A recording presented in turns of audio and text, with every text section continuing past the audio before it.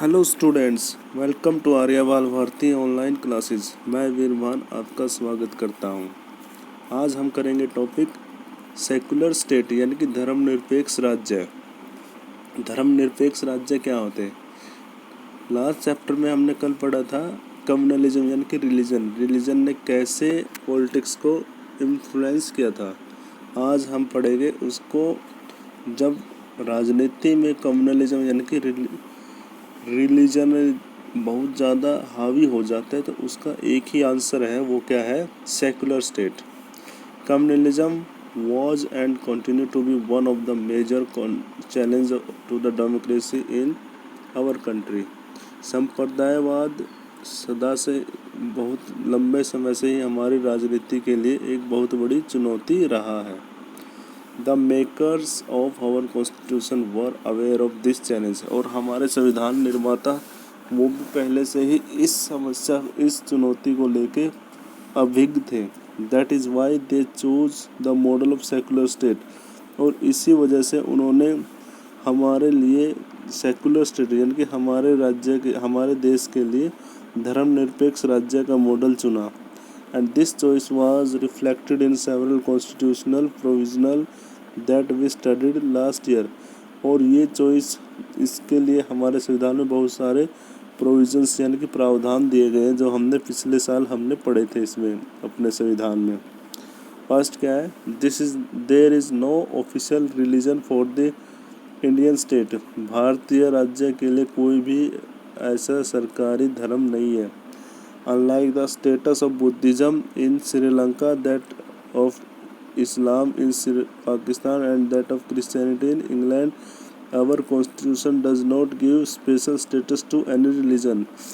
जैसे कि श्रीलंका में बुद्धिज़्म है, पाकिस्तान में इस्लाम है और इंग्लैंड में क्रिश्चियनिटी है, लेकिन हमारे संविधान में किसी भी प्रकार का किसी भी धर्म को कोई भी विशेष दर्जा नहीं दिया गया है। यानी कि अपने राज्य का कोई भी विशेष धर्म विशेष नहीं है।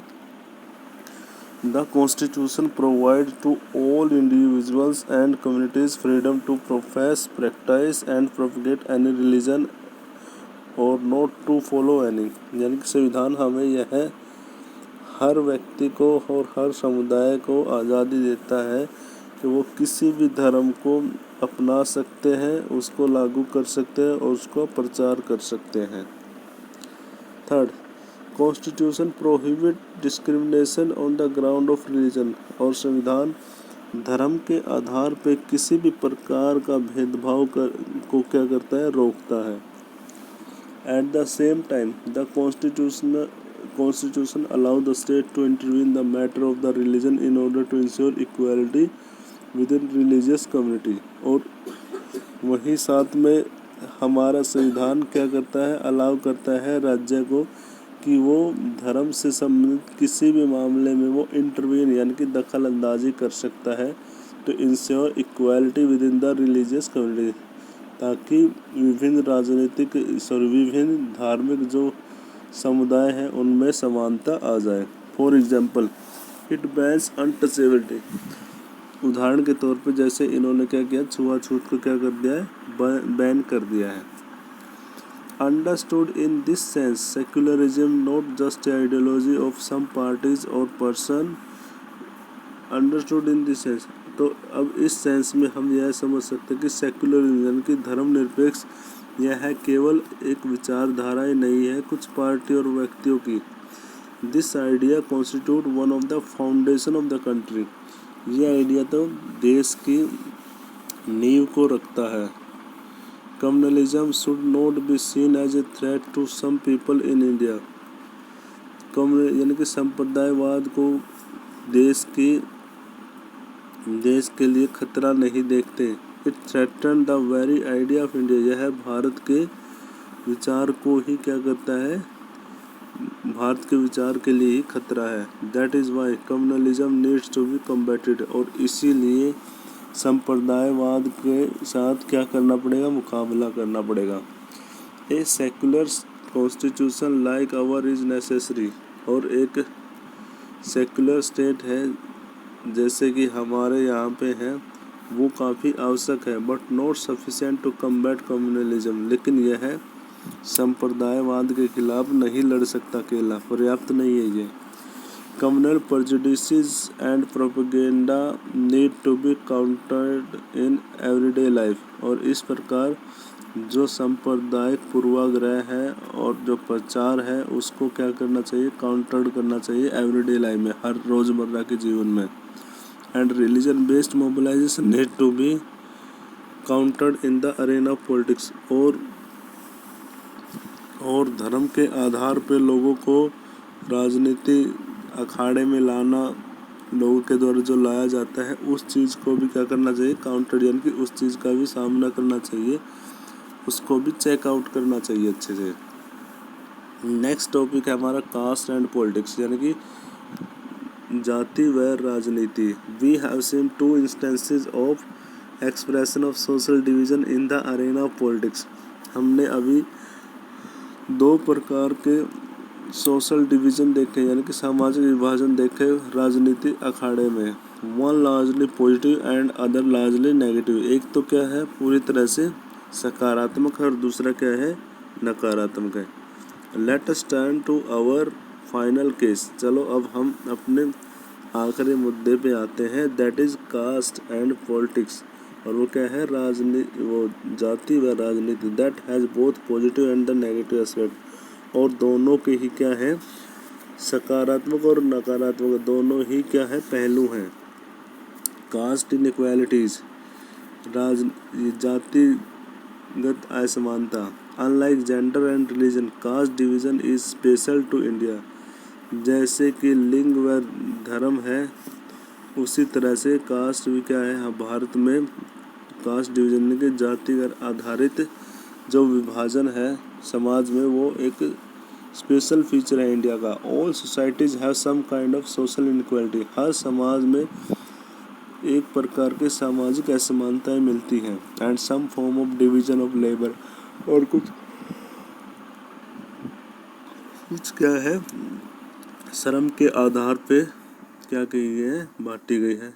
In most societies occupation are passed on from one generation to another. और बहुत सारे समाज में क्या है, ऑक्यूपेशन यानी कि व्यवसाय को क्या किया जाता है, एक पीढ़ी से दूसरी पीढ़ी में बांट दिया जाता है। Caste system is an extreme form of this. और इस प्रकार जो जातिगत व्यवस्था है वो इसका क्या है, एक्सट्रीम रूप है, यानी कि बहुत ही गहरा रूप है, यानी कि बहुत बड़ा है।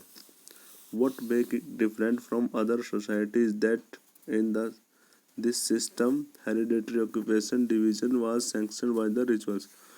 और क्या यह बाकी समाज से कैसे अलग है, इसमें यह है कि इस सिस्टम में क्या किया जाता है, हेरिडिटरी ऑक्यूपेशनल, यानी कि जो वंशानुक्रम के आधार पर जो व्यवसाय दिए गए हैं और जो रिवाज दिए गए हैं वो कास्ट में ही आते सब।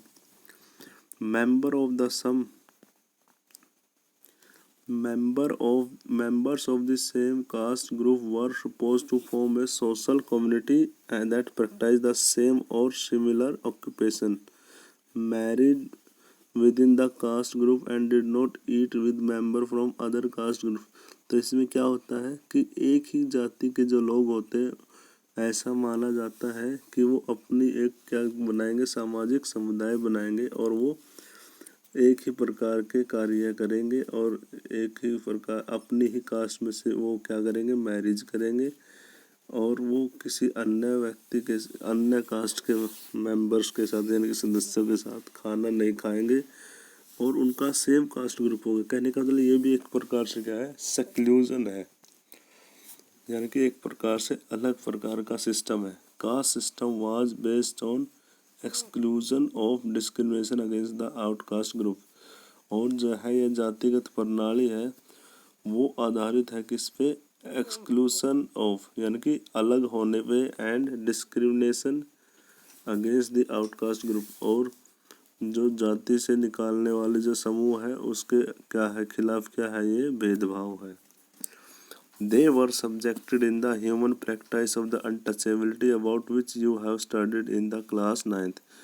और वो क्या है, यहाँ पे इस कास्ट सिस्टम में एक बुराई यह आती है कि वो अनटचेबिलिटी जैसे यानी कि छुआछूत जैसे जो बुरी बीमारी है उस या सोशल इविल्स है उसको यहाँ पे यूज किया जाता है, जो कि आपने क्लास 9th में पढ़ा था कल पिछले लास्ट ईयर पढ़ा था।